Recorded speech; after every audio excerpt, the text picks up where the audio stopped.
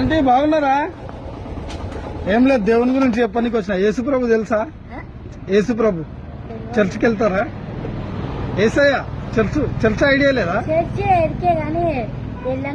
వెళ్ళండి అమ్మ ఒకసారి.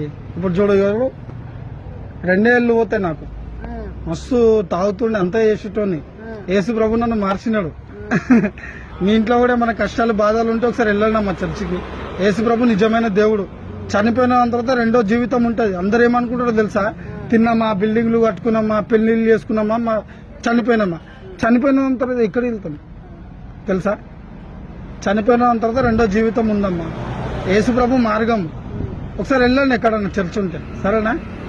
ఏమనుకోకండి, ఒక మాట చెప్పడానికి వచ్చిన.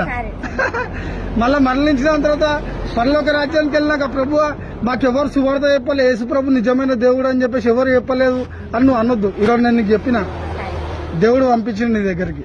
సరేనమ్మా? తిన్నారా? మీల్సా?